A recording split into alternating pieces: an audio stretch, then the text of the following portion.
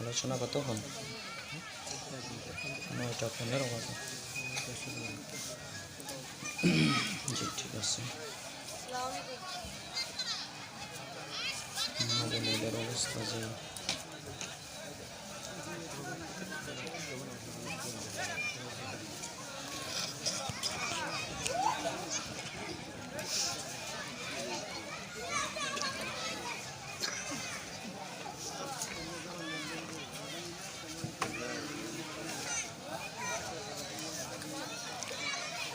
শুরু করা যাক।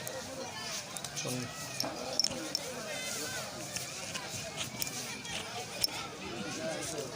সামনে দাও।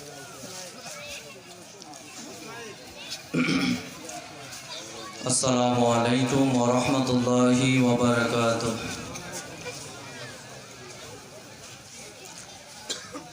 আলহামদুলিল্লাহি ওয়াহদা والصلاة والسلام على من لا نبي بعده أما بعد أعوذ بالله من الشيطان الرجيم بسم الله الرحمن الرحيم تبارك الذي بيده الملك وهو على كل شيء قدير إلى آخر الآية.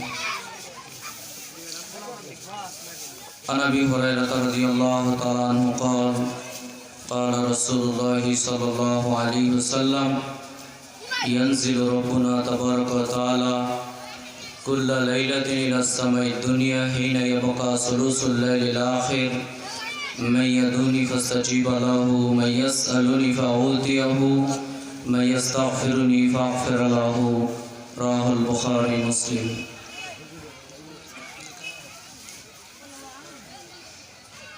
যাবতীয় প্রশংসা গুণগান সে মহান আল্লাহ সুবহানাহু ওয়া তাআলার দরবারে, যে মহান আল্লাহ সুবহানাহু ওয়া তাআলা এরকম দিনী মাজলিসে আপনাকে আমাকে সকলকে উপস্থিত হওয়ার তৌফিক দান করলেন। এই জন্য সেই মহান মুনিবের নিকট সকলে অন্তর থেকে শুকরিয়া আদায় করছি। সবাই বলি আলহামদুলিল্লাহ।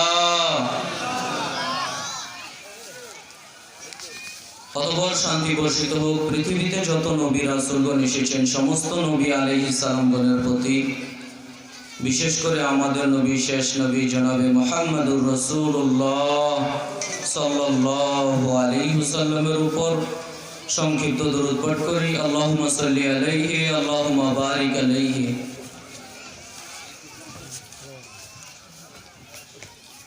রাসূল সাল্লাল্লাহু আলাইহি ওয়াসাল্লাম বলেন, মান সাল্লা আলাইয়া ওয়াহিদা সাল্লাল্লাহু আলাইহি আশারা। মুসলিম গ্রন্থের হাদিসে বর্ণিত হয়েছে নবী মুহাম্মদ সাল্লাল্লাহু আলাইহি সাল্লাম বলেন, মান সাল্লা আলাইয়া ওয়াহিদা সাল্লাল্লাহু আলাইহি আশারা। নবী মুহাম্মদ সাল্লাল্লাহু আলাইহি সাল্লাম বলেন, কেউ যদি আমার প্রতি একবার দরুদ পাঠ করে তো আল্লাহ সুবহানাহু ওয়া তাআলা ওই ব্যক্তির প্রতি 10 বার রহমত নাজিল করেন। সুবহানাল্লাহ। অথচ আপনি আমি নবী মুহাম্মদ সাল্লাল্লাহু আলাইহি সাল্লামের নাম বক্তব্যের মাঝে কতবার আসে তার কোনো হিসাবই নেই। যতবারই আসুক না কেন নবী মুহাম্মদ সাল্লাল্লাহু আলাইহি সাল্লামের নাম আপনাকে আমাকে প্রত্যেকবারই নবী মুহাম্মদ সাল্লাল্লাহু আলাইহি সাল্লামের উপর দরুদ পাঠ করতে হবে। আপনি আমি যদি দরুদ পাঠ করি তাহলে আপনার আমারই লাভ। কেন? আপনি আমি যদি একবার দরুদ পাঠ করি, মুসলিম গ্রন্থের হাদিস দ্বারা প্রমাণিত হচ্ছে আল্লাহ সুবহানাহু ওয়া তাআলা আপনার আমার প্রতি কয়বার রহমত নাজিল করেন? 10 বার রহমত নাজিল করেন। আর যদি মনে করেন যে দরুদ পাঠ করলাম না তাহলে নেকি তো পেলেন না, এটা এক কথা। একটা কথা খুব ভালো করে মনে রাখবেন, আপনি গুনাহগার হতে হবে। বুঝতে পারেননি মনে হয়? একজন ভিক্ষুক আপনার কাছে 10টা টাকা চেয়েছে, আপনি যদি তাকে দেন তাহলে নেকি হবে না? নেকি হবে। আর আপনি যদি মনে করেন দিলাম না তাহলে কি গুনাহ হবে? গুনাহ হবে না। তো আপনি যদি দুরূদ পাঠের ব্যাপারে এমনটা মনে করেন যে নবী মুহাম্মদ সাল্লাল্লাহু আলাইহি সাল্লামের নাম আসলো, আমি দুরূদ পাঠ করলে করলাম, না করলে না করলাম, নিজের মন মতো মেনে নিলাম, তাহলে এটার ওই নেকির মতো চলবে না। বরং আপনি যদি দুরূদ পাঠ করেন নেকি তো আছে আছে, আর যদি না করেন তাহলে পাল্টা গুনাহগার হতে হবে। একটা হাদিস তো সবাই জানেন, রমজান মাসে প্রায় ইমাম সাহেব খতিব সাহেবের কাছ থেকে হাদিসটা সকলেই শুনে থাকেন। সেটা কি? নবী মুহাম্মদ সাল্লাল্লাহু আলাইহি সাল্লাম মিম্বরের উপর দাঁড়িয়ে 3 বার আমিন আমিন বলেছিলেন। এই হাদিস জানেন না জানা নেই? ফেরেশতা জিবরাইল আলাইহিস সালাম দোয়া করেছিলেন এবং নবী মুহাম্মদ সাল্লাল্লাহু আলাইহি সাল্লাম আমিন আমিন বলেছিলেন। তার একবার আমিন বলার কারণ ছিল ফেরেশতা জিবরাইল আলাইহিস সালাম দোয়া করেছিলেন, ও নবী মুহাম্মদ সাল্লাল্লাহু আলাইহি সাল্লাম, আপনার নাম আসলো, এরপরও পৃথিবীর মানুষ যদি আপনার প্রতি দুরূদ পাঠ না করে তারা ক্ষতিগ্রস্ত, তারা ধ্বংস হবেই হবে। নবী মুহাম্মদ সাল্লাল্লাহু আলাইহি সাল্লাম তখন কি বলেছিলেন? আমিন। আল্লাহ তুমি কবুল করো। তো বক্তব্যের শুরুতে আপনাদের সামনে করজোরে অনুরোধ করব, যখনই যে আলোচক আলোচনা করুক, যতবার নবী মুহাম্মদ সাল্লাল্লাহু আলাইহি সাল্লামের নাম আসবে প্রত্যেকবার আপনি আমি দুরূদ পাঠ করতে বাধ্য। আজকে আপনাদের সামনে যে বিষয়ে আলোচনা করব তা হচ্ছে আকীদা সম্পর্কে,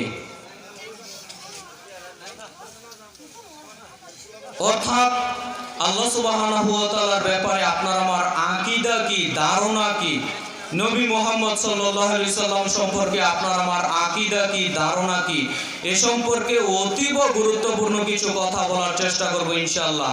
বক্তব্য দেওয়ার পূর্বে করজোরে সবার নিকট বিনীতভাবে অনুরোধ করছি, যারা এখনো রাস্তাঘাটে ঘোরাফেরা করছেন, অনেক মানুষ, রাস্তাঘাটের মানুষ যদি প্যান্ডেলে এসে বসেন জায়গা নিবে না।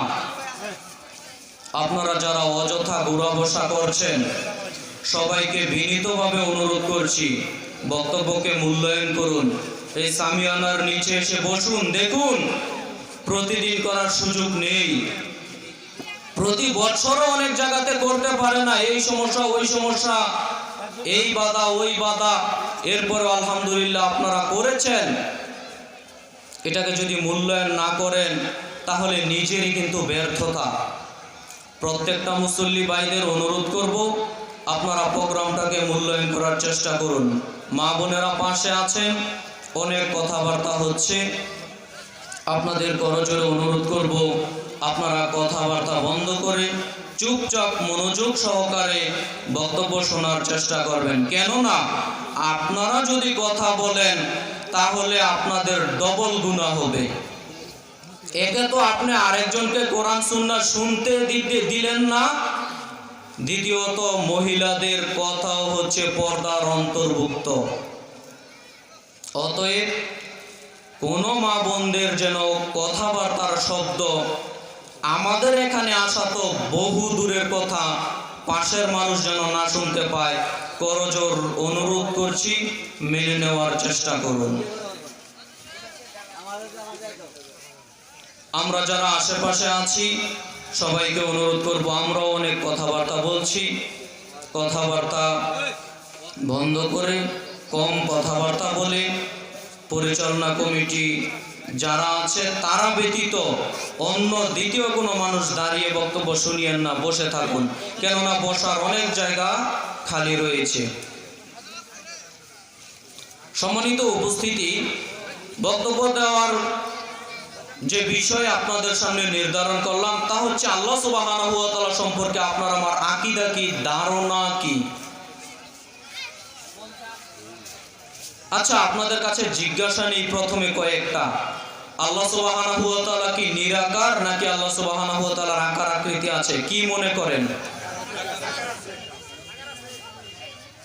আকার আকৃতি আছে। আচ্ছা, নিরাকার কারা কারা বিশ্বাস করেন একটু হাত তোলেন তো। আল্লাহ সুবহানাহু ওয়া তাআলা নিরাকার, এটা কে কে বিশ্বাস করেন? হাত তোলেন তো। আলহামদুলিল্লাহ। আচ্ছা, আল্লাহ সুবহানাহু ওয়া তাআলা মুমিনের কলবের ভিতর থাকে, এটা কে কে বিশ্বাস করেন? হাত তোলেন তো দেখি। দু একজনের হাত উঠেছে।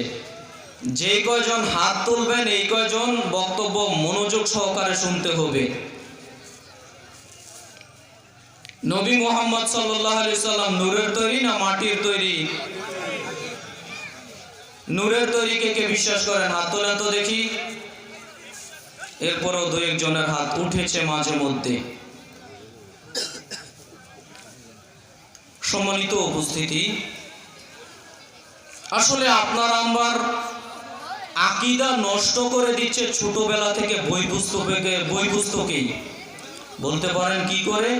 ক্লাস 1, 2, 3 এই সমস্ত বই পুস্তকের মাধ্যমে এই ইলমটা শিক্ষা দেওয়া হয় যে আল্লাহ সুবহানাহু ওয়া তাআলা হচ্ছে নিরাকার। বই পুস্তকের মাধ্যমে এই ইলমটা শিক্ষা দেওয়া হয় যে নবী মুহাম্মদ সাল্লাল্লাহু আলাইহি সাল্লাম নূরের তৈরি। ওই ছোট বাচ্চা যদি মাটির তৈরি লিখে তাহলে তার 5 মার্ক কাটা যাবে। ওই ছোট বাচ্চা কি করবে? সম্মানিত উপস্থিতি, আসলে সাধারণ মানুষের আকীদা তো থাকার কথা।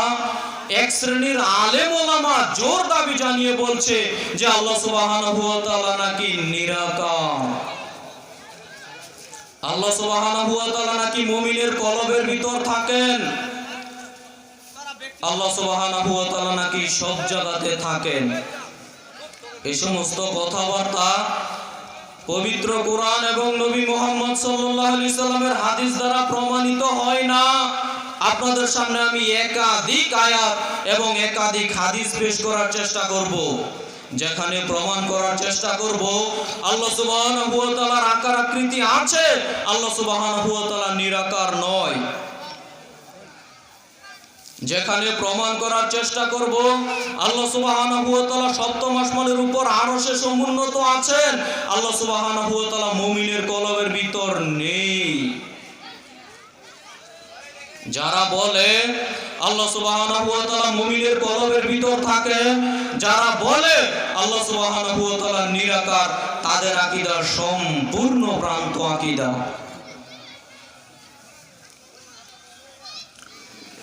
সহিহুল বুখারীর 6126 নম্বর হাদিসে বর্ণিত হয়েছে, আবু হুরায়রা রাদিয়াল্লাহু তাআলা আনহু বলেন, রাসূল সাল্লাল্লাহু আলাইহি ওয়াসাল্লামকে জিজ্ঞাসা করা হয়েছিল, হাল নারা রাব্বুনা ইয়াউমাল কিয়ামা, হে নবী মুহাম্মদ সাল্লাল্লাহু আলাইহি সাল্লাম, আমরা কি আমাদের প্রতিপালককে কিয়ামতের মাঠে দেখতে পারবো? এটা হলো সাহাবায়ে কেরামের জিজ্ঞাসা। নবী করিম সাল্লাল্লাহু আলাইহি ওয়াসাল্লাম বললেন, শোনো, মেঘমুক্ত আকাশে পূর্ণিমার চন্দ্র দেখতে তোমাদের কোনো কষ্ট হয় কি? আল্লাহর নবী, মেঘমুক্ত আকাশে পূর্ণিমার চন্দ্র দেখতে আমাদের কোনো কষ্ট হয় না।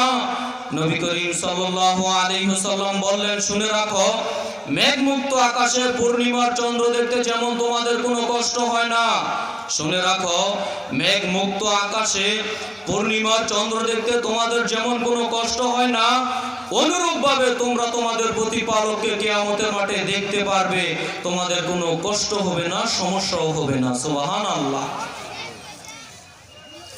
অত্র হাদিস দ্বারা কি প্রমাণিত হলো? আল্লাহ সুবহানাহু ওয়া তাআলাকে আপনারা আমরা দেখতে পারবো। তো যে আল্লাহ সুবহানাহু ওয়া তাআলাকে দেখা যায়, ওই আল্লাহ সুবহানাহু ওয়া তাআলা নিরাকার হয় কি করে? আপনার কাছে প্রশ্ন। অবশ্যই আল্লাহ সুবহানাহু ওয়া তাআলা নিরাকার, এই কথা একেবারে ডাহা মিথ্যা কথা। আল্লাহ সুবহানাহু ওয়া তাআলার আকার আকৃতি রয়েছে, এই কথাই প্রমাণিত হয়। তবে আল্লাহ সুবহানাহু ওয়া তাআলার যেহেতু আকার আকৃতি রয়েছে, কি রকম রয়েছে? মানুষের মতো না অন্য কিছুর মতো? আপনি আমি যদি বিশ্বাস করি আল্লাহ সুবহানাহু ওয়া তাআলার আকার আকৃতি রয়েছে মানুষের মতো, তাহলে বিশ্বাস করুন আপনিও ভ্রান্ত আকীদার মধ্যে আছেন। আল্লাহ সুবহানাহু ওয়া তাআলার আকার আকৃতি রয়েছে, এই কথাই ঠিক। আপনাকে আমি ধাপে ধাপে কিছু পয়েন্ট উল্লেখ করার চেষ্টা করব, যেখানে প্রমাণ করার চেষ্টা করব আল্লাহ সুবহানাহু ওয়া তাআলার হাত রয়েছে, যেখানে প্রমাণ করার চেষ্টা করব আল্লাহ সুবহানাহু ওয়া তাআলার পা রয়েছে, যেখানে প্রমাণ করার চেষ্টা করব আল্লাহ সুবহানাহু ওয়া তাআলার অঞ্জলি রয়েছে, যেখানে প্রমাণ করার চেষ্টা করব আল্লাহ সুবহানাহু ওয়া তাআলার মুখমণ্ডল রয়েছে, যেখানে প্রমাণ করার চেষ্টা করব আল্লাহ সুবহানাহু ওয়া তাআলা শুনেন, আল্লাহ সুবহানাহু ওয়া তাআলা দেখেন। তো এতগুলো বিবরণ আস্তে আস্তে আপনার সামনে পেশ করব। আমি কি বিশ্বাস করতে পারি যে আল্লাহ সুবহানাহু ওয়া তাআলা নিরাকার? আল্লাহ সুবহানাহু ওয়া তাআলা নিরাকার নয়, আল্লাহ সুবহানাহু ওয়া তাআলার আকার আকৃতি রয়েছে, এই কথাই ঠিক। তবে আল্লাহ সুবহানাহু ওয়া তাআলার আকার আকৃতি কার রয়েছে? জবাব হবে আল্লাহ সুবহানাহু ওয়া তাআলাকে সৃষ্টিকর্তা রূপে। ভালো করে বুঝবেন, আল্লাহ সুবহানাহু ওয়া তাআলার আকার আকৃতি কেমন রয়েছে? জবাব হবে আল্লাহ সুবহানাহু ওয়া তাআলাকে সৃষ্টিকর্তা রূপে যেমন মানানো প্রয়োজন, আল্লাহ সুবহানাহু ওয়া তাআলার আকার আকৃতি তেমন আছে। আমি বলতে পারবো না আল্লাহ সুবহানাহু ওয়া তাআলার আকার আকৃতি কেমন আছে। কথাটা কি বুঝতে পারলেন?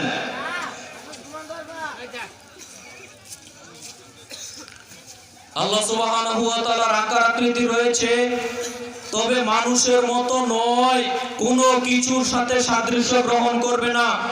এ ব্যাপারে সূরা আশ-শূরার 11 নম্বর আয়াতে আল্লাহ সুবহানাহু ওয়া তাআলা বলছেন, লাইসা কামিসলিহি শাইউন ওয়া হুয়াস সামিউল বাসীর।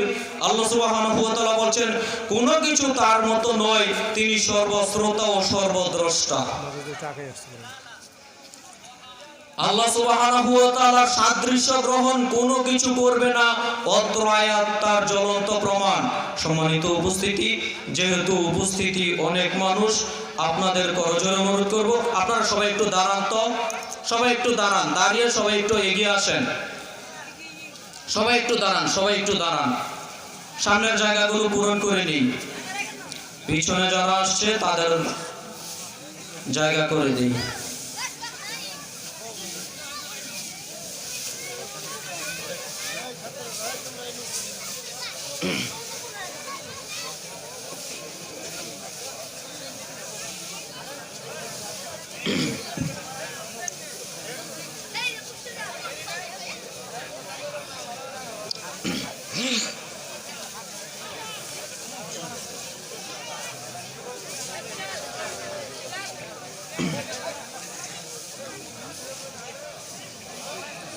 কথাবার্তা না বলে সকলেই বসে পড়ি, নিজ নিজ জায়গায় বসে পড়ি। পিছনের ভাইরা দাঁড়িয়ে সামনে এসে জায়গা করে দেন পিছনের ভাইদের।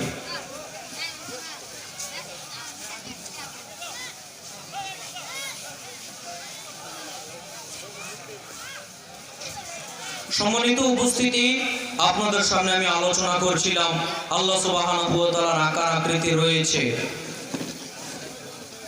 তবে আল্লাহ সুবহানাহু ওয়া তাআলার আকার আকৃতি কোনো মানুষের মতো নয়, কোনো কিছুর মতো নয়। কি বলেন, আল্লাহ সুবহানাহু ওয়া তাআলার আকার আকৃতি কি কোনো মানুষের মতো? কেন এই কথাটা বারবার বলবো? যখন আমি বলবো আল্লাহ সুবহানাহু ওয়া তাআলার হাত রয়েছে, যখন আমি বলবো আল্লাহ সুবহানাহু ওয়া তাআলার পা রয়েছে, তখন আপনি সাধারণ মানুষ এমনিতেই চিন্তা করতে পারেন যে আল্লাহর যেহেতু হাত রয়েছে, আল্লাহর যেহেতু পা রয়েছে, মনে হয় মানুষের মতো হতে পারে। তাহলে আপনি কিন্তু ভ্রান্ত আকীদার মধ্যে থাকবেন। আল্লাহ সুবহানাহু ওয়া তাআলার আকার আকৃতি কেমন আমি কেউ বলতে পারবো না, তবে অনেক আলেমেরা আবার বলে যে আল্লাহর কুদরতি হাত রয়েছে, আল্লাহর কুদরতি পা রয়েছে, নাউযুবিল্লাহি মিন যালিক। তাহলে আল্লাহ সুবহানাহু ওয়া তাআলা কুদরতি শব্দটাও ব্যবহার করে দিতেন। আল্লাহ সুবহানাহু ওয়া তাআলার হাত রয়েছে, আল্লাহ সুবহানাহু ওয়া তাআলার পা রয়েছে, এই কথাই ঠিক, তবে কি রকম রয়েছে আমি বলতে পারবো না। আল্লাহ সুবহানাহু ওয়া তাআলাকে সৃষ্টিকর্তা রূপে, আল্লাহ সুবহানাহু ওয়া তাআলাকে প্রতিপালক রূপে যেমন মানানো প্রয়োজন, আল্লাহ সুবহানাহু ওয়া তাআলার আকার আকৃতি তেমন রয়েছে, এটাই আপনাকে আমাকে বিশ্বাস করতে হবে। আল্লাহ সুবহানাহু ওয়া তাআলার হাত রয়েছে। পবিত্র কোরআনুল কারীমের সূরা মুলুকের 1 নম্বর আয়াতে আল্লাহ সুবহানাহু ওয়া তাআলা বলছেন, তাবারাকাল্লাযী বিয়াদিহিল মুলক ওয়া হুয়া আলা কুল্লি শাইইন কাদির। আল্লাহ সুবহানাহু ওয়া তাআলা বলছেন, কত মহান আল্লাহ, কত সম্মানিত আল্লাহ, যার হাতে রয়েছে আসমানের ক্ষমতা, যার হাতে রয়েছে জমিনের ক্ষমতা। অত্র আয়াত দ্বারা স্পষ্টভাবে প্রমাণিত হয় আল্লাহ সুবহানাহু ওয়া তাআলার হাত রয়েছে। তো যে আল্লাহ সুবহানাহু ওয়া তাআলার হাত রয়েছে, ওই আল্লাহ সুবহানাহু ওয়া তাআলা কি নিরাকার হতে পারে? কি বলেন? কোশ্চিন কালো নিরাকার হতে পারে না। সম্মানিত উপস্থিতি, আনাস রাদিয়াল্লাহু তাআলা আনহু বলেন, রাসূল সাল্লাল্লাহু আলাইহি ওয়াসাল্লাম বলেছেন, ক্বালা আনতা আদম। রাসূল সাল্লাল্লাহু আলাইহি সাল্লাম আদম আলাইহিস সালামকে বলেন, ক্বালা আনতা আদম, আপনি হচ্ছেন আদম আলাইহিস সালাম। আবুন নাস, আপনি মানুষের পিতা। খালাকাল্লাহু বিয়াদিহি, আল্লাহ সুবহানাহু ওয়া তাআলা নিজ দুই হাতে আপনাকে সৃষ্টি করেছেন। সুবহানাল্লাহ। যে হাদিসটি বর্ণিত হয়েছে সহিহুল বুখারীর 7002 নম্বর হাদিসে, অত্র হাদিসে নবী মুহাম্মদ সাল্লাল্লাহু আলাইহি সাল্লাম বলছেন, ক্বালা আনতা আদম, আপনি হচ্ছেন আদম আলাইহিস সালাম। আবুন নাস, আপনি মানুষের পিতা। খালাকাল্লাহু বিয়াদিহি, আল্লাহ সুবহানাহু ওয়া তাআলা নিজ দুই হাতে আপনাকে সৃষ্টি করেছেন। সুবহানাল্লাহ। অত্র হাদিস দ্বারা জ্বলন্তভাবে প্রমাণিত হচ্ছে আল্লাহ সুবহানাহু ওয়া তাআলার হাত রয়েছে। তো যে আল্লাহ সুবহানাহু ওয়া তাআলার হাত রয়েছে, ওই আল্লাহ সুবহানাহু ওয়া তাআলা নিরাকার হয় কি করে? সম্মানিত উপস্থিতি, আপনাকে আমাকে অবশ্যই আকীদা সংশোধন করতে হবে। আব্দুল্লাহ ইবনে ওমর রাদিয়াল্লাহু তাআলা আনহু বলেন, রাসূল সাল্লাল্লাহু আলাইহি ওয়াসাল্লাম বলেছেন, কিয়ামতের দিন আল্লাহ সুবহানাহু ওয়া তাআলা এই সাতটা আসমানকে ডান হাতে বাস করা অবস্থায় ধরবেন। আব্দুল্লাহ ইবনে ওমর রাদিয়াল্লাহু তাআলা আনহু বলেন, রাসূল সাল্লাল্লাহু আলাইহি ওয়াসাল্লাম বলেছেন, আল্লাহ সুবহানাহু ওয়া তাআলা কিয়ামতের মাঠে এই সাতটা আসমানকে ডান হাতে বাস করা অবস্থায় ধরবেন এবং এই সাতটা জমিনকে বাম হাতে বাস করা অবস্থায় ধরবেন। ধরে বলবেন, আইনাল জব্বার ওয়া আইনাল মুতাকাব্বির, দুনিয়ার স্বৈরাচারী, স্বেচ্ছাচারী, বদমেজাজিরা কোথায় আজকে? যারা দুনিয়াতে ক্ষমতার দাপুটে চলতো, যারা দুনিয়াতে নিজেদের নেতৃত্ব দেখানোর জন্য ক্ষমতার দাপুটে চলতো, দুনিয়ার স্বৈরাচারী, স্বেচ্ছাচারী, যারা দুনিয়াতে বদমেজাজের সাথে চলেছে, যারা দুনিয়াতে স্বৈরাচার অবস্থায় ছিল, যারা দুনিয়াতে দুর্নীতি করেছে, ওই দুনিয়ার দুর্নীতিবাজরা কোথায় আজকে? দুনিয়ার স্বৈরাচারী ব্যক্তিরা কোথায় আজকে? আমি আল্লাহ হচ্ছে আজকে রাজাধিরাজ। আল্লাহ সুবহানাহু ওয়া তাআলার ক্ষমতা দেখুন অত্র হাদিস দ্বারা। আল্লাহ সুবহানাহু ওয়া তাআলা কত বড়, আল্লাহ সুবহানাহু ওয়া তাআলা কত বড়। এই তো আপনি আমি সব সময় বলি আল্লাহু আকবার, মানে আল্লাহ হচ্ছে সবচাইতে বড়। আল্লাহ সুবহানাহু ওয়া তাআলা কত বড় আপনি আমি এই বিবরণ জানি না। আল্লাহ সুবহানাহু ওয়া তাআলা যে কত বড়, আল্লাহর আরশ যে কত বড়, আল্লাহর কুরসি যে কত বড়, আল্লাহর আসমান যে কত বড়।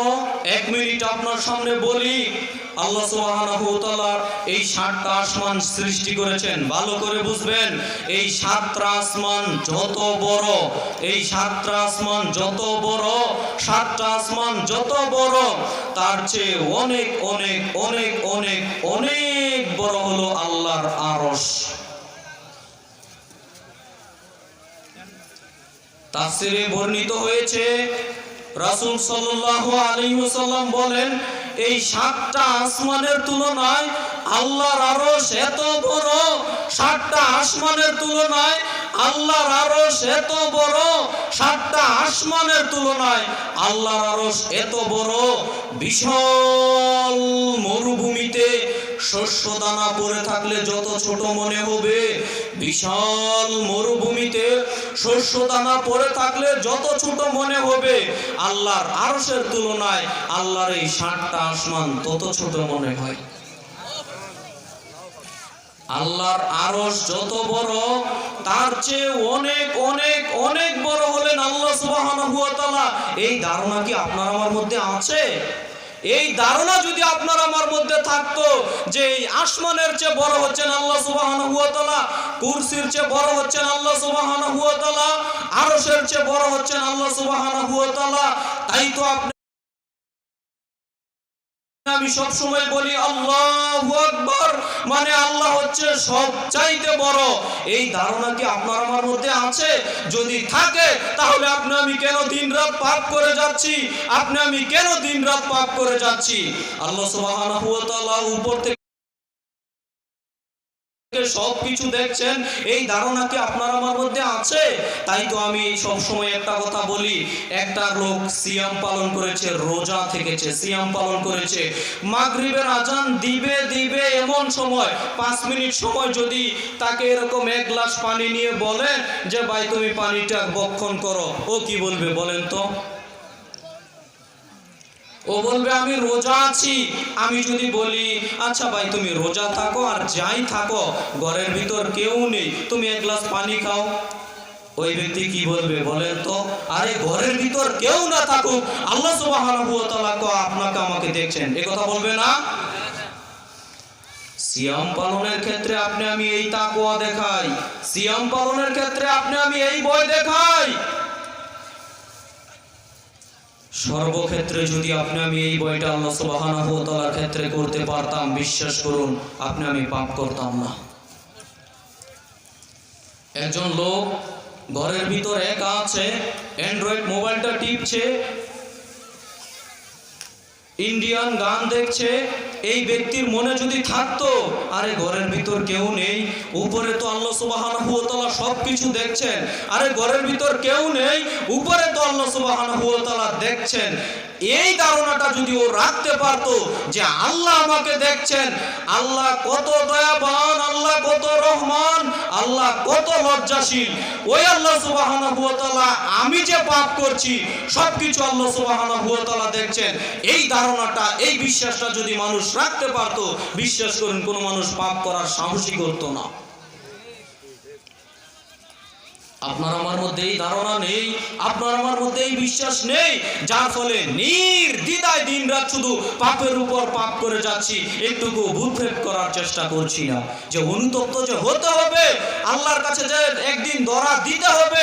আল্লাহ যে আমাকে জিজ্ঞাসা করবেন যে তুমি যৌবন জীবন কিভাবে পার করেছো, তুমি সম্পূর্ণ বয়সটা কিভাবে পার করেছো, তুমি অর্থ সম্পদ কিভাবে ব্যয় করেছো, এইগুলো যে আল্লাহ জিজ্ঞাসা করবেন, এই হিসাব আপনার আমার কারোর মধ্যে নেই। যদি এই হিসাব করতে পারতাম, এই বিশ্বাস করতে পারতাম, তাহলে এত দিন রাত পাপ করতাম না। সম্মানিত উপস্থিতি, আল্লাহকে ভয় করার চেষ্টা করুন। যে হাদিস আপনার সামনে অনুবাদ করতে গিয়ে এতগুলো কথা বললাম, আল্লাহ সুবহানাহু ওয়া তাআলা 7টা আসমানকে ডান হাতে বাস করা অবস্থায় ধরবেন, 7টা জমিনকে বাম হাতে বাস করা অবস্থায় ধরবেন, ধরে বলবেন আমি হচ্ছে আজকে রাজাধিরাজ, আমি আজকে রাজাধিরাজ, আমি আজকে একচ্ছত্র ক্ষমতার অধিকারী, আমি আল্লাহ সুবহানাহু ওয়া তাআলা। কে আছে আজকে ক্ষমতাশীল? কে আছে আজকে ক্ষমতাশীল? দাঁড়াও না একটু, কে ক্ষমতাশীল আছে? কেউ তো সাহস করবে না। আরে 7টা আসমানকে আল্লাহ সুবহানাহু ওয়া তাআলা মুষ্টিবদ্ধ অবস্থায় ডান হাতে বাস করা অবস্থায় ধরবেন। আল্লাহর ক্ষমতা দেখেন, আল্লাহর শক্তি দেখেন। সম্মানিত উপস্থিতি, অত্র হাদিসে বলা হয়েছে আল্লাহ সুবহানাহু ওয়া তাআলার হাত রয়েছে না নেই? আল্লাহ সুবহানাহু ওয়া তাআলার হাত রয়েছে। তো ওই বিবেকমান বুদ্ধিমান মানুষকে আমি প্রশ্ন করি, মুরব্বি আপনি যে বলছেন আল্লাহ সুবহানাহু ওয়া তাআলা নিরাকার, তো এখন যে প্রমাণ হচ্ছে আল্লাহ সুবহানাহু ওয়া তাআলার হাত রয়েছে, এইবার কি হবে আপনার? ওই হুজুরকে বলতে চাই, হুজুর আপনার এখন কি হবে? এখন যে কোরআন হাদিস থেকে প্রমাণিত হচ্ছে আল্লাহ সুবহানাহু ওয়া তাআলার হাত রয়েছে, তো যে আল্লাহ সুবহানাহু ওয়া তাআলার হাত রয়েছে ওই আল্লাহ সুবহানাহু ওয়া তাআলা কি নিরাকার হতে পারে? অবশ্যই নয়। আল্লাহ সুবহানাহু ওয়া তাআলার আকার আকৃতি রয়েছে, এ কথাই ঠিক, তবে মানুষের মতো নয়। আল্লাহ সুবহানাহু ওয়া তাআলাকে সৃষ্টিকর্তা রূপে, প্রতিপালক রূপে যেমন মানানো প্রয়োজন, আল্লাহ সুবহানাহু ওয়া তাআলার আকার আকৃতি তেমন আছে।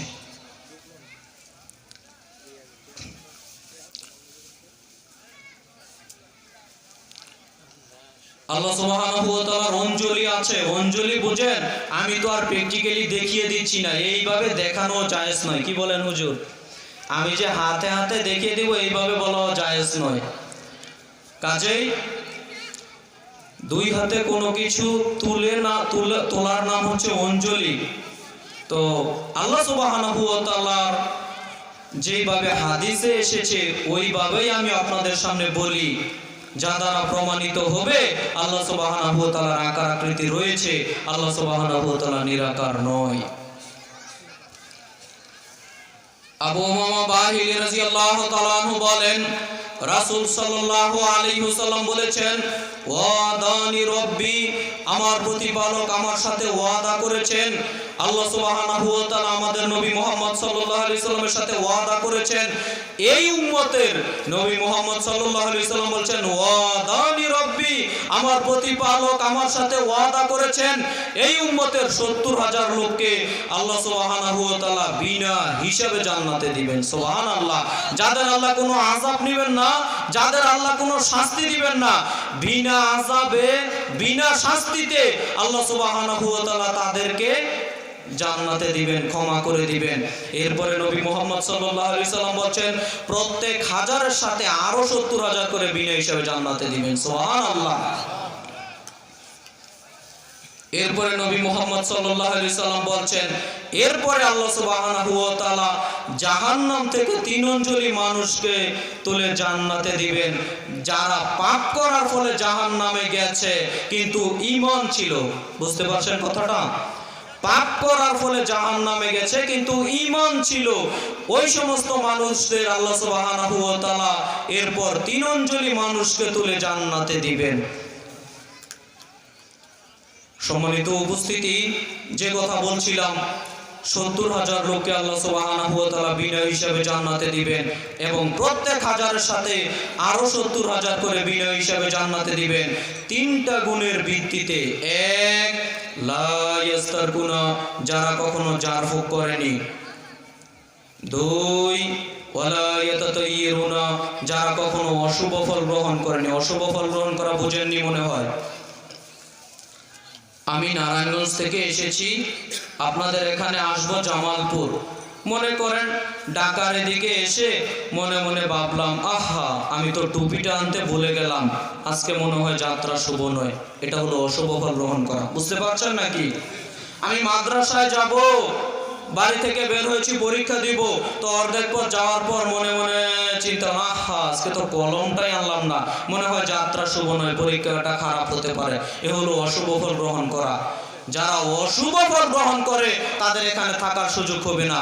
৩, ওয়া আলা রাব্বিহিম ইয়াতাওয়াক্কালুন, যারা আল্লাহর উপর ভরসা করে জীবিকা নির্বাহ করে, যারা আল্লাহর উপর ভরসা করে জীবিকা নির্বাহ করে তাদের এখানে থাকার সুযোগ হবে। আল্লাহর উপর ভরসা কি আপনি আমি করতে পারি? আল্লাহর উপর ভরসা আপনি আমি করতে পারি না। মুদি দোকানদার ভাইদের আমি প্রায় সময়ে বলি, আপনার মুদি দোকানে প্রায় সব হালাল থাকে। কি বলেন? মুদি দোকানের ব্যবসা যারা করেন প্রায় সব কিছু হালাল থাকে না? কিন্তু মুদি দোকানের ওই দিনই ভাইকে বলতে চাই, আপনি যে বিড়ির ব্যবসা করছেন এটা কি হালাল? তো আপনি হালালের সাথে হারাম কেন মিশ্রণ করে দিচ্ছেন?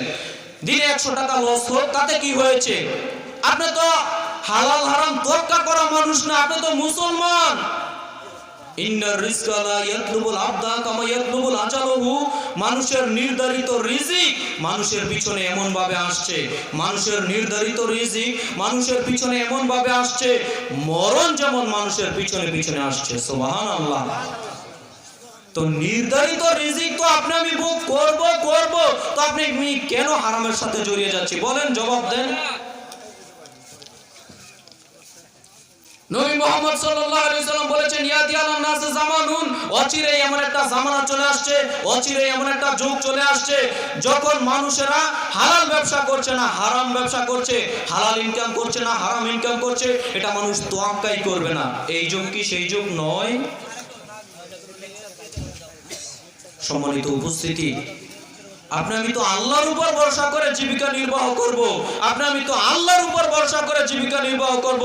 নবী মুহাম্মদ সাল্লাল্লাহু আলাইহি সাল্লাম তো তিরমিজি গ্রন্থের হাদিসে বলেছেন যে মানুষ যদি আল্লাহর উপর ভরসা করার মতো ভরসা করতে পারে, মানুষ যদি আল্লাহর উপর ভরসা করার মতো ভরসা করতে পারে, পাখিকে যেমন রিজিকের জন্য টেনশন করতে হয় না, মানুষকেও তেমন টেনশন করতে হবে না।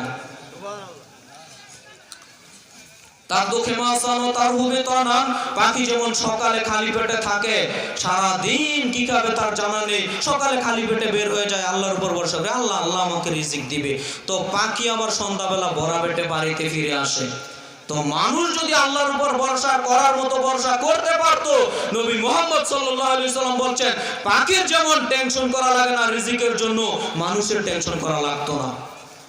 আপনি মুদি দোকানে বিড়ি সিগারেট হারাম নেশাদার দ্রব্য বিক্রি করছেন, মানে একদিন আমি জুমার খুতবায় এইভাবে বলেছি, তো বের হওয়ার পরই মুদি দোকানদার ভাই বলছে যে হুজুর যতই ওয়াজ করুক আমি বিড়ি সিগারেট বিক্রি করবই। তো এরকম যদি আপনারাও করেন তো আমার কিছু করার নেই, আমি শুধু নবী মুহাম্মদ সাল্লাল্লাহু আলাইহি সাল্লামের বলা কথাগুলো শুধু অনুবাদ করছি, আর কিছু করতে পারবো না। আপনাকে অনুরোধ করতে পারবো, আর কিছু করতে পারবো না।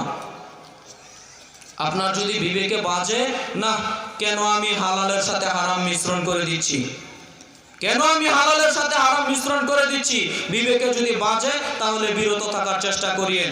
কথার মধ্যে কথা যেহেতু, এজন্য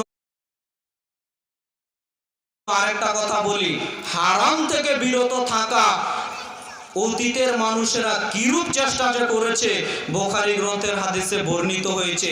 বানি ইসরাইলের একটা ঘটনা সংক্ষিপ্ত বাবায় আপনাদের সামনে বলি।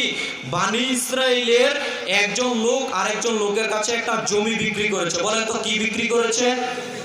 জমি বিক্রি করেছে। তো একজন লোক, বুখারী শরীফের হাদিস কিন্তু বলছি, বানিয়ে বলছি না, বানি ইসরাইলের যুগের লোকেরা পারে, আপনারা পারবেন না। মানে একজন লোক আরেকজন লোকের কাছে জমি বিক্রি করেছে, জমি বিক্রি।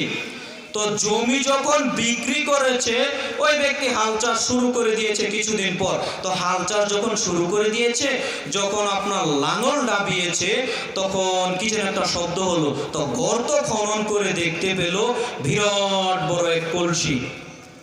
কলসি জানেন কিসের কলসি? স্বর্ণের কলসি, তাও আবার স্বর্ণ ভর্তি কলসি। সুবহানাল্লাহ। তো ওই লোকে স্বর্ণবর্তী কলসি পেয়ে জানেন কি করেছে? চলে গেছে ওই ব্যক্তির নিকট যার কাছে জমি কিনেছিল। সুবহানাল্লাহ বলবেন না মনে হয়? আপনি আমি হলে কি করতাম? আরে আরো মাটির নিচে পুঁতে দাও, 5 বছর পরে বের করবো, কেউ যেন টের না পায়। আপনার আমার নীতি হতো এটা, আপনার আমার বৈশিষ্ট্য হতো এটা। কিন্তু দেখেন কত তাকওয়াশীল, হালাল হারাম যেন আমার কাছে স্পর্শ না করে, ওই ব্যক্তি সাথে সাথে চলে গেছে যার কাছে জমি বিক্রি করেছে। কি হচ্ছে? আরে বারে ভাই, আপনার কাছে আমি জমি কিনেছি, এই যে স্বর্ণের কলসি আপনার জমি থেকে পেয়েছি, আমি স্বর্ণের কলসি নিব না, যেহেতু আপনার জমি ছিল, এই স্বর্ণের কলসি আপনি নিয়ে যান। স্বর্ণবর্তী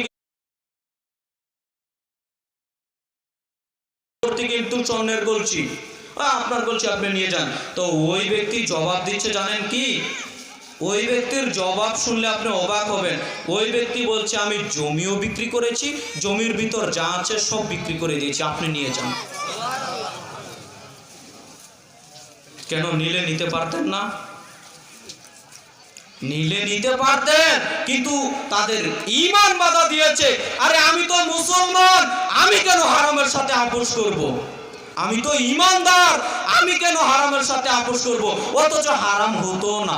যদি কৌশল করে নিত আপনার আমার মতো, আচ্ছা ঠিক আছে, তুমি যেহেতু এনেছো তো দিয়ে যাও, নিলে নিতে পারতো। ও সন্দেহের মাঝে যাবে না, সন্দেহ থেকেই দূরে। কত ঈমান দেখেন, আপনাকে আমি বলে বুঝাতে পারবো না। আর আপনাকে আমি ওয়াজ করে শোনাচ্ছি যে আপনি দিনে নয় 100 টাকা লস হোক, এই ব্যবসাটা, বিড়ির ব্যবসাটা ছেড়ে দেন। আপনি বলবেন তাহলে তো দোকান অচল হয়ে যাবে। আপনি বলবেন তাহলে কি আর হয়, সবাই তো বিক্রি করছে। এইভাবে ইসলাম মানলে কোনো লাভ হবে না। অন্তত হালাল হারামের ব্যাপারে কঠোরতা হতে হবে প্রত্যেকটা মুসল্লি দিনী ভাই ও বোনকে। ইনশাল্লাহ হবেন তো? ইনশাল্লাহ। এই ঘটনাটা শেষ করি। এরপরে ফয়সালা জানেন কি করে হলো? এও স্বর্ণের কলসি নিবে না, এই ব্যক্তিও স্বর্ণের কলসি নিবে না। বিচার জমানো হলো, বিচারক রায় দিল, তোমার কি ছেলে মেয়ে আছে? জি আমার ছেলে আছে। তোমার কি ছেলে মেয়ে আছে? আমার মেয়ে আছে। দুইজনের বিবাহ দিয়ে দাও, বিবাহতে এই স্বর্ণ খরচ করো, যেটা অতিরিক্ত থাকবে তাদেরকে হাদিয়ে দিয়ে দেও। সুবহানাল্লাহ। এই হচ্ছে বিচার। আপনার আমার বিচারক হলে, আপনার আমার দেশের বিচারক হলে কি বলতো? এখানে রেখে যাও, পরে বিচার করবো 1 মাস। সম্মানিত উপস্থিতি, ঘটনা এমনিতেই বলিনি, সহিহুল বুখারীর ঘটনা বললাম। ইমান একটু নাড়া দেয় না? ইমান একটু নাড়া দেয় না? আর আমি কেন হারামের কাছে যাব? আমি তো মুসলমান, আমার ইমান বাধা দিবে কেন আমি হারামের কাছে যাব?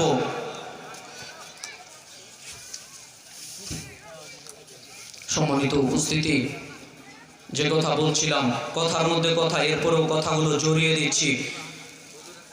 আল্লাহর উপর ভরসা করতে হবে। এবং অত্র হাদিসে যেটা বলা হয়েছে, অত্র হাদিস যেটা আপনার সামনে পেশ করলাম, এ দ্বারা স্পষ্টভাবে প্রমাণিত হচ্ছে আল্লাহ সুবহানাহু ওয়া তাআলার অঞ্জলি রয়েছে। যে আল্লাহ সুবহানাহু ওয়া তাআলার অঞ্জলি রয়েছে, ওই আল্লাহ সুবহানাহু ওয়া তাআলা নিরাকার হতে পারে? কি বলেন? অবশ্যই আল্লাহ সুবহানাহু ওয়া তাআলার আকার আকৃতি রয়েছে, তবে কি রকম রয়েছে আপনি আমি বলতে পারবো না। লাইসা কামিসলিহি শাইউন ওয়া হুয়াস সামিউল বাসির। তার দৃষ্টান্ত কোনো কিছু দেওয়াই চলে না। আল্লাহ সুবহানাহু ওয়া তাআলার দৃষ্টান্ত কোনো কিছু দেওয়াই চলে না। তার সাদৃশ্য কোনো কিছু হয় না। আল্লাহ সুবহানাহু ওয়া তাআলাকে যেমন মানানো প্রয়োজন, আল্লাহ সুবহানাহু ওয়া তাআলার আকার আকৃতি তেমনই রয়েছে। এটাই আপনাকে আমাকে বিশ্বাস করতে হবে। এরপরে সংক্ষিপ্ত আপনার সামনে বলি, আল্লাহ সুবহানাহু ওয়া তাআলার পা রয়েছে। প্রত্যেকটা বিবরণ দিতে গেলে আরো কত দলিল যা রয়েছে, কয়েক ঘন্টায় শেষ করা যাবে না। আপনার সামনে আমি সংক্ষিপ্ত আকারে বলছি। আল্লাহ সুবহানাহু ওয়া তাআলার পা রয়েছে। পবিত্র কোরআনুল কারীমের ৬৮তম সূরা, সূরা কলমের ৪২ নম্বর আয়াতে আল্লাহ সুবহানাহু ওয়া তাআলা বলছেন, ইয়াউমা ইয়াকশাফু আন সাকিন ওয়া ইউদআউনা ইলা সুজুদি ফালা ইস্তাতিউন। আল্লাহ সুবহানাহু ওয়া তাআলা বলছেন, সেই দিনের কথা স্মরণ করো যেই দিন আল্লাহ সুবহানাহু ওয়া তাআলা তার হাঁটুর গোছার নিম্নভাগ প্রকাশ করে দিয়ে সারা পৃথিবীর মানুষকে ডেকে ডেকে বলবেন, ওহে আদম সন্তানেরা, মেয়েদেরকে বলে সামনে এগিয়ে বসো, মেয়েরা, ওহে আদমের ছেলেমেয়েরা, তোমরা আজকে আসো আসো আমাকে সিজদা করো। ওহে আদমের ছেলেমেয়েরা, তোমরা আসো আসো আজকে আমাকে সিজদা করো। দুনিয়াতে তো আমাকে না দেখে সিজদা করেছো, আসো আসো আজকে আমাকে সিজদা করো। সবাই আল্লাহ সুবহানাহু ওয়া তাআলার এই আহ্বান শুনে সিজদা করতে চাইবে, তবে তারা সিজদা করতে পারবে না যারা দুনিয়াতে আল্লাহকে সিজদা দেয়নি। যারা দুনিয়াতে আল্লাহকে সিজদা দেয়নি, তারা দুনিয়াতে সিজদা, পরকালে কিয়ামতের মাঠে সিজদা দিতে পারবে না। আরেক শ্রেণীর লোক সিজদা দিতে পারবে না, যারা দুনিয়াতে মানুষকে দেখানোর জন্য সিজদা দিয়েছে, তারাও সিজদা দিতে পারবে না। তাদের পিঠ কাঠের মতো সোজা হয়ে থাকবে। কাঠ যেরকম বেশি বাঁকা করতে চাইলে ভেঙে যায়, মানুষের পিঠ হয়ে যাবে সেই দিন এরকম। অত্র আয়াত দ্বারাও স্পষ্টভাবে প্রমাণিত হচ্ছে আল্লাহ সুবহানাহু ওয়া তাআলার কি রয়েছে বলেন তো সবাই? পিছনের মানুষ কি বুঝতে পারছেন না বক্তব্য নাকি? আল্লাহ সুবহানাহু ওয়া তাআলার কি রয়েছে অত্র আয়াত দ্বারা প্রমাণিত হয়? পা রয়েছে। যে আল্লাহ সুবহানাহু ওয়া তাআলার পা রয়েছে, ওই আল্লাহ সুবহানাহু ওয়া তাআলা নিরাকার হতে পারে? কশিনকালও নিরাকার হতে পারে না। সম্মানিত উপস্থিতি, বিশেষ করে মা বোনদের বলবো আপনারা আরেকটু চেপে চেপে বসুন। মা বোনদের বলবো আরেকটু চেপে চেপে বসুন। যেহেতু আজকের উপস্থিতি পুরুষের তুলনায় মা বোনেরা শুনলাম অনেক বেশি, আপনারা চেপে চেপে বসুন। আরেকটা মা বোনকে যদি আপনি সুযোগ করে দেন, তাহলে তার সোনার নেকিটাও, তার আমলের নেকিটাও আল্লাহ আপনাকে দিয়ে দিবেন। সুবহানাল্লাহ। তাহলে আপনি আমি জায়গা দিতে এত কৃপণতা কিসের? সম্মানিত উপস্থিতি, অত্র আয়াত দ্বারা প্রমাণিত হয় আল্লাহ সুবহানাহু ওয়া তাআলার পা রয়েছে। যে আল্লাহ সুবহানাহু ওয়া তাআলার পা রয়েছে, ওই আল্লাহ সুবহানাহু ওয়া তাআলা নিরাকার হতে পারে? কশিনকালে ওই আল্লাহ সুবহানাহু ওয়া তাআলা নিরাকার হতে পারে না। অবশ্যই অবশ্যই আল্লাহ সুবহানাহু ওয়া তাআলার আকার আকৃতি রয়েছে, এই কথাই ঠিক, এই কথাই চূড়ান্ত। যারা বলছে আল্লাহ সুবহানাহু ওয়া তাআলা নিরাকার, যারা বলছে আল্লাহ সুবহানাহু ওয়া তাআলা মুমিনের কলবের ভিতর থাকে, যারা বলছে আল্লাহ সুবহানাহু ওয়া তাআলা সব জায়গাতে থাকে, তাদের আকীদা ভ্রান্ত, তাদের আকীদা বাতিল, এই কথাই চূড়ান্ত। আরেকটা অনুরোধ করি, অত্র আয়াতদের শিক্ষাটা আপনার সামনে বলি। আল্লাহ সুবহানাহু ওয়া তাআলা কিয়ামতের মাঠে সকল মানুষকে ডেকে বলবেন, আজকে আমাকে দেখে দেখে সিজদা করো। কারা সিজদা করতে পারবে না বলেন তো দেখি? যারা আল্লাহকে সিজদা দুনিয়াতে দেয়নি। আপনি কি দুনিয়াতে সিজদা আল্লাহকে দিয়েছেন? হুজুর শুক্রবারের দিন ঠিকই দিয়েছি। এই শুক্রবারের মুসল্লির কোনো দাম নেই। দৈনিক কয় ওয়াক্ত সালাত আদায় করতে হবে? 5 ওয়াক্ত সালাত আদায় করতে আপনি আমি বাধ্য, আপনি আমি বাধ্য, আপনি আমি বাধ্য। কেন? আল্লাহ আদেশ করেছে আপনি আমি 5 ওয়াক্ত সালাত আদায় করতে বাধ্য। আরে নবী করিম মুহাম্মদ সাল্লাল্লাহু আলাইহি সাল্লাম যখন মেরাজে গিয়েছিলেন 50 ওয়াক্ত সালাত এনেছিলেন। এই ঘটনা তো সবাই জানেন, হুজুরও সুন্দর করে বর্ণনা করে যে 50 ওয়াক্ত সালাত এনেছিলেন। তখন আল্লাহ সুবহানাহু ওয়া তাআলা নবী মুহাম্মদ সাল্লাল্লাহু আলাইহি সাল্লামের উদ্দেশ্যে একটা কথা বলেছিলেন, শোনো মুহাম্মদ, তোমার উম্মতের মানুষেরা যদি দৈনিক 5 ওয়াক্ত সালাত যথাযথভাবে আদায় করতে পারে, আমি আল্লাহ সুবহানাহু ওয়া তাআলা 5 পূরণ 10 50 ওয়াক্ত সালাতেরই নেকি তাদের দিয়ে দিব। সুবহানাল্লাহ। আপনি আমি কি আদায় করতে পারি? আপনি আমি তো মুনাফিক, আদায় করব কি করে? আপনি আমি তো আল্লাহকে সিজদা দিতে জানি না। আরে এরকম নিমুকারণ মানুষ আপনি কি করে হতে পারলেন? আরে বক্তব্য, অনেক বক্তারা বক্তব্য দিবে, ভালো করে একটা কথা বুঝেন। এই মাহফিলে যারা এসেছেন হয়তো বা এরকম কথা আপনি অন্তর দিয়ে গেঁথে নেন। ভালো করে বুঝবেন, ভালো করে বুঝবেন, অন্তত এই কথাটা ভালো করে বুঝে যান। আপনি আমি যে আল্লাহর বান্দা, আল্লাহকে সিজদা দিতে কৃপণতা কিসের? আমাকে বুঝান। আপনি আমি আল্লাহর বান্দা, আল্লাহকে সিজদা দিতে কৃপণতা কিসের?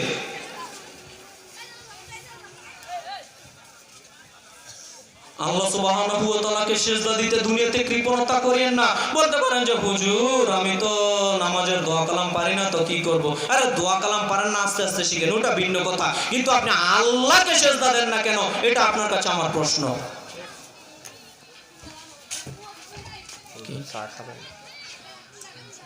প্রশাসনের কারণে প্রশাসন না এখন প্রয়োজন নেই। আচ্ছা ঠিক আছে। সম্মানিত উপস্থিতি, যে কথা বলছিলাম প্রথমেই বলেছি, বক্তব্য দেওয়া হয়তো বা এরকম পরিবেশ অনেক জায়গাতে হয় না। আপনারা করেছেন আলহামদুলিল্লাহ, আপনাদের শুকরিয়া আদায় করি। আর আপনারাও যারা শুনতে এসেছেন এরকম বক্তব্য, মানে এরকম মাহফিলের বক্তব্য, আমার বক্তব্য আবার এইভাবে বুঝেন না যে আমার বক্তব্যের কথা বলছি। মাহফিলের বক্তব্য শুনতে এসেছেন, যেহেতু এই বছর মাহফিলই কম হচ্ছে, এরপরও আলহামদুলিল্লাহ অনেক মানুষ উপস্থিত। যারা উপস্থিত হয়েছেন আপনাদের করজোরে অনুরোধ করব, আপনাদের করজোরে অনুরোধ করব, বক্তব্য মেনে নেওয়ার চেষ্টা করবেন। সভাপতি সাহেব কিন্তু এই বিষয়ে কথা বলেছেন, আমি শুনেছি যে আমরা শুনতে চাই, মানতে চাই না। আরে মানতে এত কষ্ট কিসের? মানতে এত কষ্ট কিসের? বক্তব্য মেনে নেওয়ার চেষ্টা করেন। যদি মনে করেন যে আজকে মাহফিলে যাই, ওই হুজুর কত রং রং করে কথা বলে এটা দেখব, ওই হুজুর কত হাসানোর জন্য কথা বলে এটা দেখব, আপনি হেদায়েত পাবেন না। আপনার নিয়ত খারাপ। বলতে পারেন এত কঠিন ভাষা বলছি কেন? আপনার নিয়ত খারাপ। কেন? নিয়ত যদি শুদ্ধ করেন তাহলে আল্লাহ এর মধ্যে বরকত দিবেন। কিন্তু আপনার নিয়ত যদি থাকে অন্যরকম, তো এর মধ্যে কি আল্লাহ বরকত দিবেন? আপনাকে উল্টা গুনাহগার হতে হবে। সম্মানিত উপস্থিতি, আপনার সামনে আমি বলছিলাম আল্লাহ সুবহানাহু ওয়া তাআলার আকার আকৃতি রয়েছে, এই কথাই ঠিক। কেননা আল্লাহ সুবহানাহু ওয়া তাআলা নিজেই বলছেন আমার আকার আকৃতি রয়েছে। ওই বড় হুজুর বলার আবার কে যে আল্লাহর আকার নেই? ওই পীর সাহেব বলার আবার কে যে আল্লাহর আকার নেই? আল্লাহ বলেন আমার আকার আকৃতি আছে। আপনি আমি বলার কে যে আল্লাহ নিরাকার? আল্লাহ সুবহানাহু ওয়া তাআলার আকার আকৃতি রয়েছে, এই কথাই ঠিক। কয়েকটা যুক্তি দিয়ে আলোচনা শেষ করে দেই। যেহেতু প্রশাসনের মধ্য থেকে এসেছে, তাড়াতাড়ি বক্তব্য শেষ করতে হবে। আমি কয়েকটা কথা বলি। বিবেকবান মুসলমান মানুষ আপনি যেন ভ্রান্ত আকীদায় না যান, এজন্য জরুরিভাবে কয়েকটা কথা খুব ভালো করে মনে রাখবেন, খুব ভালো করে মনে রাখবেন। যারা বলছে আল্লাহ সুবহানাহু ওয়া তাআলা মুমিনের কলবের ভিতর থাকে, যারা বলছে যে বড় হুজুর বলছে আল্লাহ সুবহানাহু ওয়া তাআলা মুমিনের কলবের ভিতর থাকে, যেই পীর সাহেব বলছে আল্লাহ সুবহানাহু ওয়া তাআলা মুমিনের কলবের ভিতর থাকে, ওই বড় হুজুর আর পীর সাহেবের কাছে আমার কয়েকটা প্রশ্ন। এক নাম্বার প্রশ্ন, মুমিনের কলবের ভিতর, প্রত্যেকে ভালো করে বুঝবেন, মুমিনের কলবের ভিতর যদি আল্লাহ সুবহানাহু ওয়া তাআলা থাকে, পৃথিবীর ইতিহাসে সর্বশ্রেষ্ঠ মুমিনকে বলেন তো? একেবারে আদম আলাইহিস সালাম থেকে শুরু করে কিয়ামত হওয়ার পূর্ব পর্যন্ত সর্বশ্রেষ্ঠ মুমিন কে এসেছিলেন বলেন তো? নবী মুহাম্মদ সাল্লাল্লাহু আলাইহি সাল্লাম। অস্বীকার হয় নাকি? তো আল্লাহ সুবহানাহু ওয়া তাআলা মুমিনের কলবের ভিতর যদি থাকে, তো কার ভিতরে থাকার কথা ছিল? নবী মুহাম্মদ সাল্লাল্লাহু আলাইহি সাল্লামের কলবের ভিতর থাকার কথা ছিল। ভালো করে বুঝবেন, যদি আল্লাহ সুবহানাহু ওয়া তাআলা মুমিনের কলবের ভিতর থাকে, তাহলে অবশ্যই নবী মুহাম্মদ সাল্লাল্লাহু আলাইহি সাল্লামের কলবের ভিতর থাকবেন। কি বলেন, একমত নাকি? নবী মুহাম্মদ সাল্লাল্লাহু আলাইহি সাল্লামের কলবের ভিতর যদি থাকে, ওই বড় হুজুরের কাছে আমার প্রশ্ন, নবী মুহাম্মদ সাল্লাল্লাহু আলাইহি সাল্লাম সপ্তম আসমান ভেদ করে মেরাজে গেছিলেন কেন বলেন? বুঝতে পারেননি মনে হয়।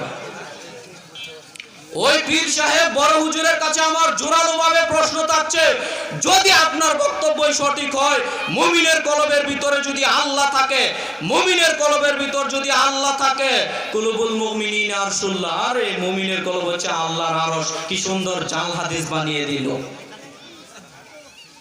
এই হাদিসের কোনো ভিত্তি নেই, শুনে রাখুন। মুমিনের কলব যদি আল্লাহর আরশ হয়, তাহলে নবী মুহাম্মদ সাল্লাল্লাহু আলাইহি সাল্লামের কলবের ভিতর আল্লাহ থাকার কথা, তাহলে মেরাজে যাওয়ার কোনো প্রশ্ন আসে? আমাকে জবাব দিতে হবে, প্রশ্ন আসে নাকি? কলবের ভিতর আছে আল্লাহ, মেরাজে আমি কেন যাব? বুঝতে পারেননি মনে হয়। আল্লাহ সুবহানাহু ওয়া তাআলা সপ্তম আসমানের উপর আছেন।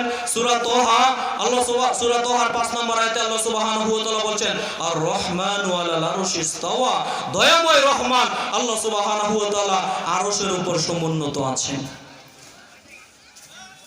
তো এই তো কোরআন মাজিদের আয়াত। এই আয়াত বলবে না ওই হুজুর, এই আয়াত বলবে না যা রহমান আলাল আরশি ইস্তাওয়া, দয়াময় রহমান আল্লাহ সুবহানাহু ওয়া তাআলা আরশের উপর সমুন্নত আছে, এই আয়াত ওই বড় হুজুর বলবে না।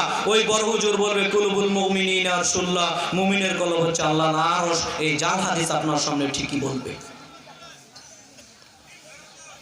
সম্মানিত উপস্থিতি, এক নাম্বার প্রশ্ন, এখান থেকে স্পষ্টভাবে প্রমাণিত হয় আল্লাহ সুবহানাহু ওয়া তাআলা মুমিনের কলবের ভিতর থাকেন না সপ্তম আসমানের উপর থাকেন?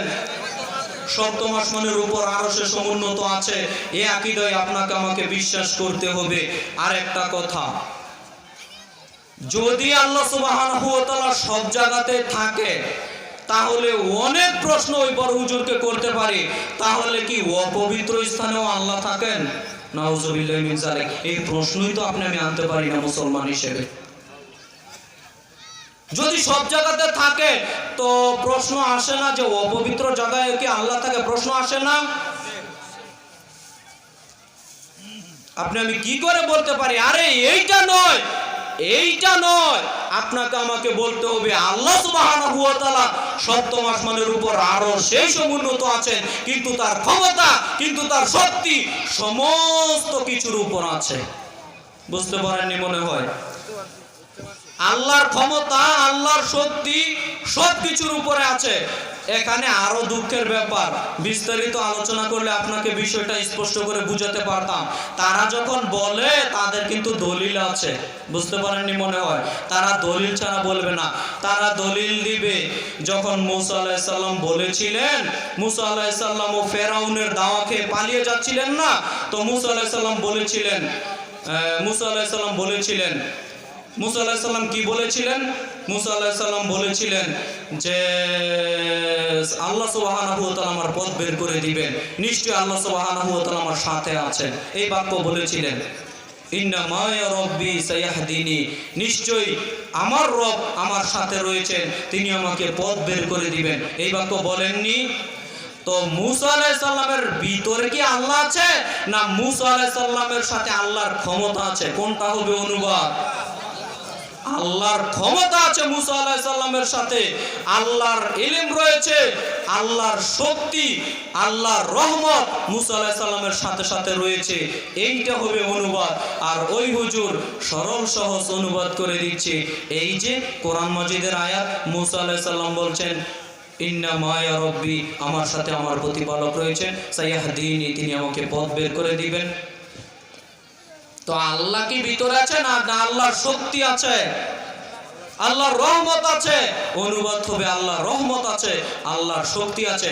আল্লাহর রহমতের দরুন সমুদ্র ফাঁক হয়ে মুসা আলাইহিস সালাম বেঁচে গেছেন। আর ওই সমুদ্রেই ফেরাউন কি হয়েছে? পানি খেয়ে খেয়ে ডুবে ডুবে মরেছে। এটা আল্লাহর ক্ষমতা, এটা আল্লাহর শক্তি। সম্মানিত উপস্থিতি, অতএব আপনাকে আমাকে আকীদা সংশোধন করতে হবে, আকীদা সংশোধন করতে হবে। আজকের যারা আলোচক, বিশেষ করে প্রধান আলোচক, আলহামদুলিল্লাহ মিরপুর দারুস সুন্নাহ মাদ্রাসার আলহামদুলিল্লাহ বাংলাদেশে হাতে গোনা যে কয়েকটা মাদ্রাসা আছে, কওমি মাদ্রাসা আলহামদুলিল্লাহ সহি আকীদার, তার মধ্যে অন্যতম একটা মাদ্রাসা। এই জামালপুর থেকে অনেক ছাত্র হয়তোবা পড়ে, আর ছাত্র দেওয়ার চেষ্টা করবেন। সম্মানিত উপস্থিতি, ওই মাদ্রাসার অধ্যক্ষ শেখ আব্দুল নূর মাদানী হাফেজাহুল্লাহ কিছুক্ষণ পরে আলোচনা করবেন। শেষ পর্যন্ত থাকবেন তো ইনশাআল্লাহ? কে কে থাকবেন হাত তুলে দেখান তো একটু। যারা পারবেন না হাত তুলিয়েন না। আল্লাহ সুবহানাহু ওয়া তাআলা আমাদের কবুল করুক, আল্লাহুম্মা আমিন।